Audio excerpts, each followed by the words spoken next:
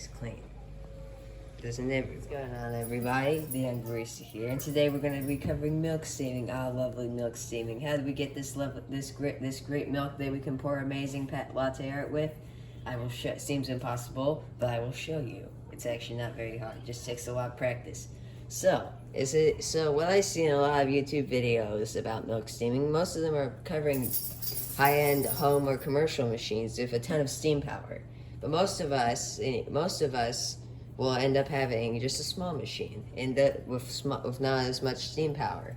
But the only exception I have for that is the Rancilio Silvia, but that's not what we're working on here today. So we're gonna go ahead with this machine. This machine has very adequate power for what you need to do, but sometimes it can be very annoying to work with because of the thermostat it has. So first thing I'm going to show you is what to do to get the most amount of steam power out of the Compresso EC Pro, even though they don't sell it anymore, but I know a few people who have this machine. So what you want to do is, while you're getting your milk, you want to turn it back to brew. And we're going to start off with just a standard cappuccino size of milk. So you want to start in your milk pitcher, about 6 ounces of milk. And because milk steaming can take a lot of practice and you can waste a lot of money in precious milk, you can put about 6 ounces of just cold water and a drop of dish soap in. And this makes perfect practice milk. So what you gotta do is, while you're getting your milk, you turn it there, and then you let it cool down for a little bit. And you turn it back on, and eventually the light. There we go. Eventually the light will go out, meaning that it's heating up, which you want to wait for this to do so we can build up even more precious steam power. So we're gonna start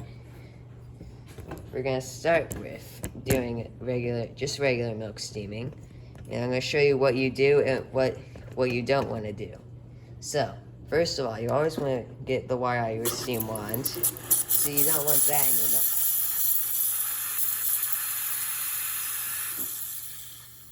I'm going to show you what you want to do and what you don't want to do. Well, actually, no. Both of these are what you don't want to do. So you don't want to do... You don't want to do this. You will kill everybody's ears. And you also don't want to do this.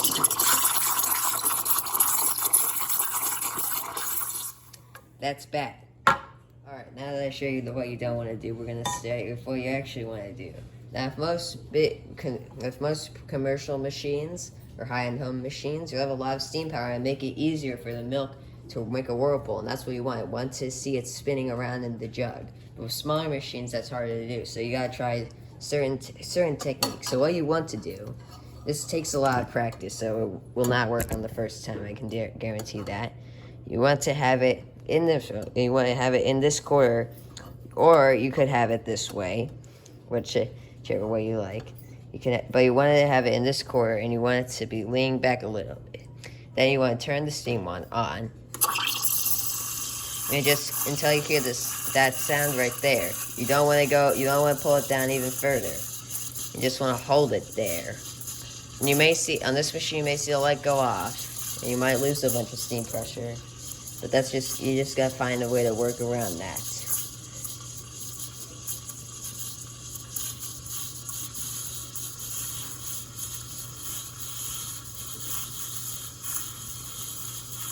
You just want to keep doing that. As you can see, it's not very swirling it around, but once it starts getting hot, you want to submerge the wand. And then you will. Some people like to use thermometers, but I like to use my hand. And once it gets too hot to hold, you turn it off. And now, I'm gonna grab a cup. I'm gonna grab a cup here, and you want to wipe off the steam wand, because otherwise, stuff will get burnt on. Your milk will get burnt on there, and that's never good. That's bad. You want to turn it on for a little bit, because over time, what can happen is that, you see, lovely milk. Well, not really milk, but you get the point. The milk can siphon up back into the boiler in extreme cases, and that will never come out, and it creates a horrible smell. The only option is to replace the boiler, and most warranties won't cover that, which is, so don't do that. So always purge. Don't leave it out. And now I just want to, now when we pour it in, well, we got okay foam. What you don't want to see is big bubbles, and what you can do to get rid of big bubbles is tap it on the counter, get rid of big bubbles. But you want it to be smooth. And this just takes a lot of practice. With real milk, which I will go to a clip in a second of using real milk, it's a lot easier. And I'm gonna pour all this back in. And I spilled some, of course, loudly. So what you want to do once you're done is you want to polish the milk. But when you do that, is just swirl it around gently so so the foam will stay incorporated, because otherwise it will become an iceberg on the top, and then it's very hard to get that microfoam back. And that's all I have. All right, and that's all I have on it. And we'll cut to a clip of you actually using real milk. Alright guys, so now that I taught you how to practice without wasting milk and what to do with this machine, let's put it all together. So as you can see, the machine is heating up once again. Now, let's purge.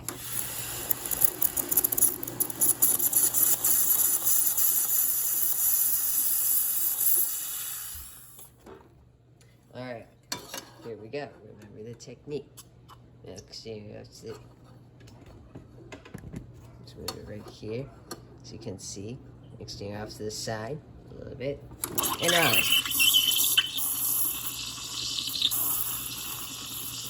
I remember when I first got this machine and I couldn't figure out how to get it to make this sound because it was screeching very loudly. And then one day it came to me and I figured it out. So I say it takes a while. It takes a lot of practice. But eventually you get it. Especially, most people say it's hard to learn on a machine with a lot of steam power. I can see where they're coming from with that, but in most cases, it's actually harder to learn on a machine with little steam power like this one.